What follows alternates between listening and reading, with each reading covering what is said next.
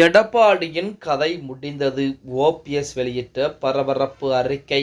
நண்பர்கள், நம்ம போடக்கூடிய வீடியோக்கள் உங்களுக்கு பிடிச்சிருந்துச்சு அப்படின்னா ஒரு லைக் பண்றதுக்கு மட்டும் மறந்துடாதீங்க.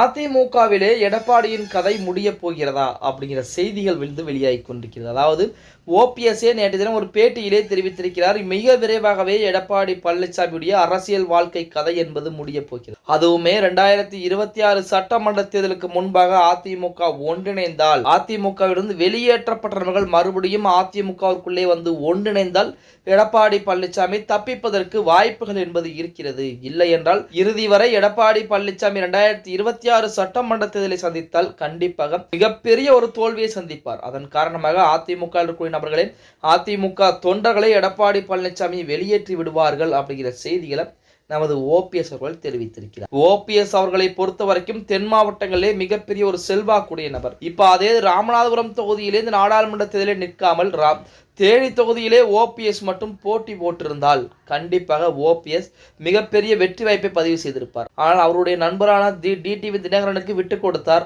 டிடிவி தினகரனும் இறுதியாக தோல்வியை தழுவி விட்டார். இப்படிப்பட்ட ஒரு சூழ்நிலையிலே எடப்பாடி பழனிசாமிக்கு மிகப்பெரிய 2 பிரச்சனை என்பது இருக்கிறது. அதாவது ஒன்று 2026 சட்டமன்றத்தில், அதற்கு முன்பாகவே கொடநாடு கொலை கொள்ளை வழக்கு. அந்த கொடநாடு கொலை கொள்ளை வழக்கிலுமே நீதிமன்றங்கள் கூட சசிகலா அம்மையாரையும் நமது எடப்பாடி பழனிசாமியும் விசாரிக்கலாம் அப்படின்னு சொல்லி ஒரு உத்தரவுகளையும் கொடுத்துருக்காங்க. ஓபிஎஸ்ஐ விசாரிக்கலாம் அப்படின்னு சொல்லி எந்த விதமான தீர்ப்புகளும் எந்த உத்தரவுகளும் இதுவரைக்கும் வர கிடையாது. அப்ப அந்த கொடநாடு கொலை கொள்ளை வழக்குக்கும் ஓபிஎஸ்க்கும் எந்த விதமான சம்பந்தங்களும் இல்லை அப்படிங்கிறது நீதிமன்றத்தின் மூலமாகவே உறுதிப்படுத்தப்படுகிறது அப்படின்னு சொல்லி, இப்படிப்பட்ட ஒரு சூழ்நிலையில் எடப்பாடி பழனிசாமிக்கு இந்த கொடநாடு கொலை கொள்ளை வழக்கு அவருடைய காலை சுற்றக்கூடிய மிகப்பெரிய ஒரு மலைப்பாம்பை போலத்தான் இருந்து கொண்டிருக்கிறது. எப்ப வேணுமாலும் கடிச்சு கொதையிடும் அந்த மாதிரி தான் இருந்துகிட்டு. அதுக்கு அடுத்தபடியாக 2026 சட்டமன்ற தேர்தல். 2026 சட்டமன்ற தேர்தலில் மட்டும் எடப்பாடி பழனிசாமி தோல்வியை தழுவிவிட்டால் கண்டிப்பாக அதிமுக இருக்கக்கூடிய நபர்களில் எடப்பாடி பழனிசாமி வெளியேற்றுவதற்குரிய அதிகப்படியான வாய்ப்புகள் என்பது இருக்கிறது. அதுவுமே 2024 சட்டமன்ற நாடாளுமன்ற தேர்தலில் போல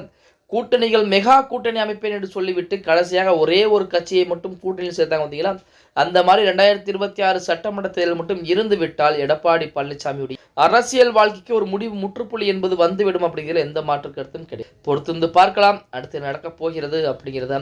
ஆனா ஓபிஎஸ் சொல்லக்கூடிய விதங்களை எடுத்துக்கிட்டோம் அப்படின்னா, அதிமுக ஒன்றிணையவில்லை என்றால் எடப்பாடி பழனிசாமியுடைய கதை முடிந்துவிடும் அப்படிங்கிறது சொல்லிட்டு இருக்கிறார். பொறுத்திருந்து பார்க்கலாம். ஓகே கைஸ், வீடியோ பிடிச்சிருந்தா மறக்காம ஒரு லைக் பண்ணி விட்டுருங்க. அப்படி இந்த வீடியோ ஃப்ரெண்ட்ஸ் அண்ட் ஃபேமிலிக்கும் ஒரு ஷேர் பண்ண மறந்துடாதீங்க.